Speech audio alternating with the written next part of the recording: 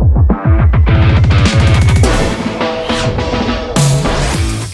everybody, Kelly Kellner here for January 4th, Monday, the first Monday of the new year with Joe D'Amico, the man himself. We're both in black today because it's the death of 2020. It's behind us. It's over. The start of a new year, Joe. Here we go to make some money.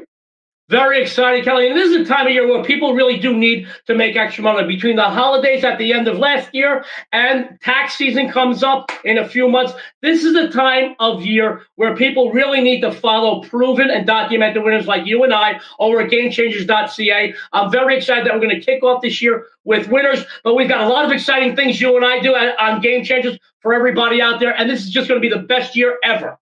Exciting things coming up. Lots happening. You're going to see a new website coming up here in a few weeks. You're going to see a lot of new content, and we are ready to go. Let's start today a little bit. Quick recap on the weekend there. A bit of a weird weekend in the NFL. We went 2-2 in our official Game Changers picks, but we're doing amazing in World Junior Hockey. Let's start with World Junior Hockey, Joe.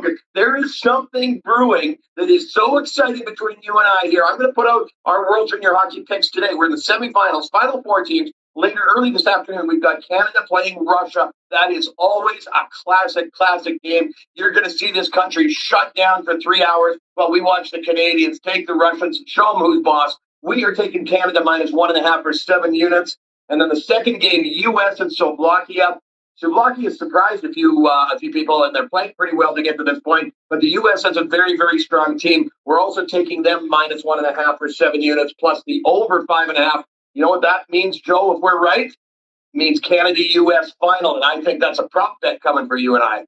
Absolutely, and this is a big matchup. You know, all of our viewers and followers want it out there. You're the biggest guy north of the border. I'm the biggest guy in the continental U.S., and they want to see Canada and U.S. together, and they want to see me and you make a personal bet. And I'm going to tell you, I got a few thoughts in mind. I know you got a few thoughts in mind. We're going to have some fun with this. Most importantly, we're going to have some fun. We're going to make you guys some money with some good content, but I smell a good bet coming on.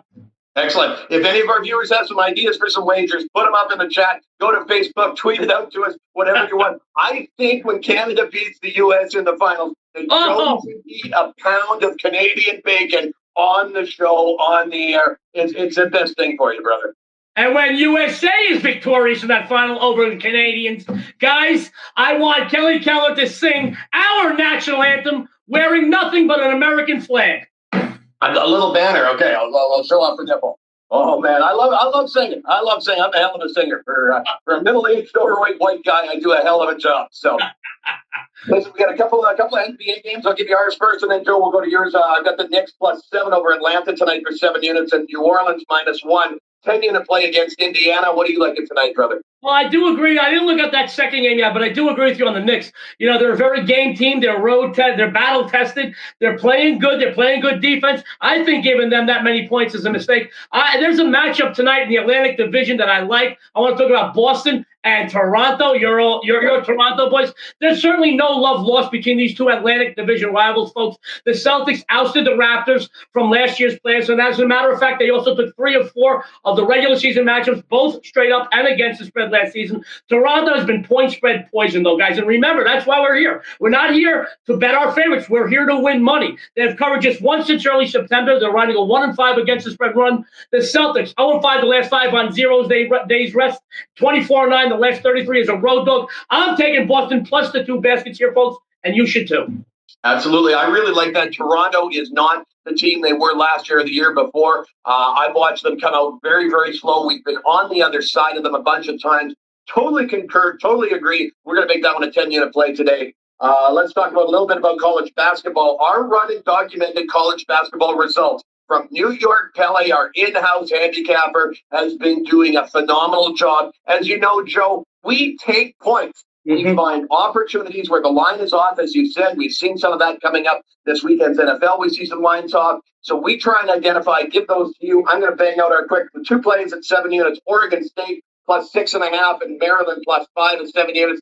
Our 2 10-unit plays today are 2 teams we've been playing a ton over the past couple of weeks, and we've been winning with them. Number 1 is Longwood +3, and the second game, Southern Illinois crushing for us plus 10.5, both 10-unit plays. What are you liking tonight in the NCAA? Well, I want to tell our viewers and listeners out there that nobody has as many documented world championships handicapping as I do over the last 18 years that I'm documented. I had a very bad day yesterday in college basketball. I'm on the top of many leaderboards, at the top or near the top in every leaderboard that I'm on every website. I went 0-2. But like a phoenix rises from the ashes, I will come back today and redeem myself. Kelly, I'm not ashamed or embarrassed to talk about losses.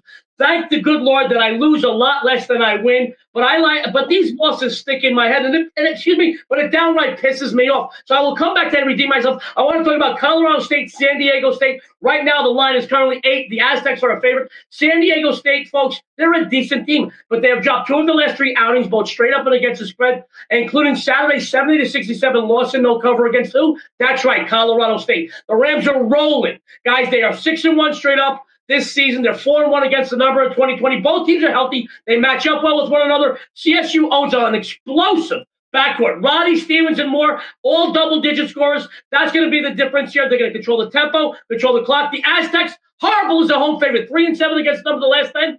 Take CSU plus 8 all the way to the bank, folks. I promise you that.